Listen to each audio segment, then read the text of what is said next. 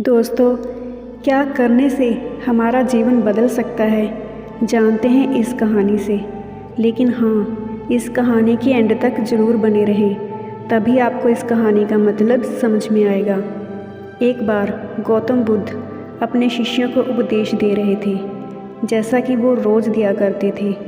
बुद्ध की ज्ञान की बातें सुनने काफ़ी लोग आया करते थे। एक व्यक्ति गौतम बुद्ध का प्रवचन सुनने रोज़ नियम से आता था और उनकी सारी बातें सुनता था। बुद्ध अपने प्रवचनों में क्रोध, अहंकार, लोभ और शत्रुता को छोड़ने की बातें किया करते थे। बुद्ध के प्रवचनों का सार यही था कि इन बुरी बातों को छोड़े बिना जीवन में शांति नहीं मिल सकती। एक दिन उस व्यक्ति ने गौतम बुद्ध से कहा कि तथागत, मैं रोज़ नियम से आपके प्रवचन सुन रहा हूँ, लेकिन मुझे कोई लाभ नहीं मिल रहा है। आपकी सारी बातें सच हैं, लेकिन मेरे जीवन में इनसे कोई बदलाव नहीं आ रहा है। बुद्ध ने उस व्यक्ति से पूछा कि तुम कहाँ रहते हो? उसने जवाब दिया, मैं श्रावस्ती में रहता हूँ। बुद्ध ने पूछा, ये जगह यहाँ से कितनी दूर है? उस व्यक्ति ने जगह की दूरी बताई।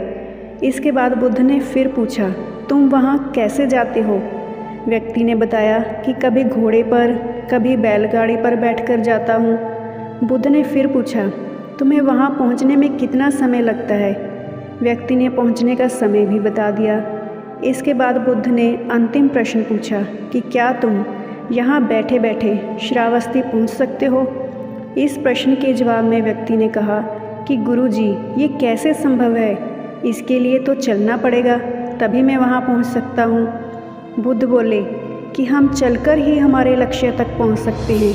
ठीक इसी तरह जब तक हम अच्छी बातों का पालन नहीं करेंगे, उन पर चलेंगे नहीं, तब तक हम पर प्रवचनों का कोई असर नहीं पड़ेगा।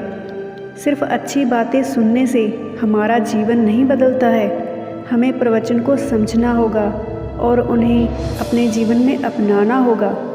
व्यक्ति को बुद्ध की बातें समझ में आ गई और उस दिन के बाद उसने बुद्ध के बताए मार्ग पर चलना शुरू कर दिया। बुद्ध के प्रवचनों से व्यक्ति की सोच बदल गई और उसका मन शांत हो गया।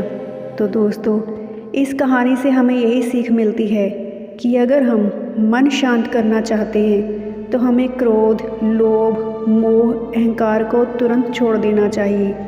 इन बुराइयों की वजह से हमारा मन अशांत रहता है, शांति नहीं मिलती है और लक्ष्य पाना तो फिर दूर की बात हो जाती है।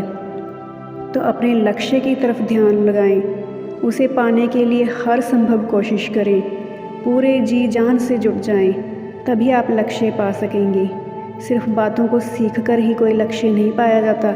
जब तक हम उन बातों पर अमल नहीं करते, तब तक लक्ष्य की प्राप्ति नहीं होती।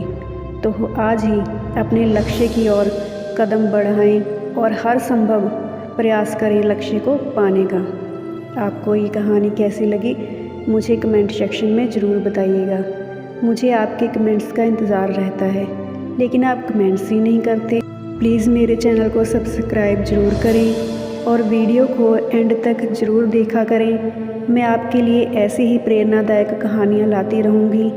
धन्यवाद।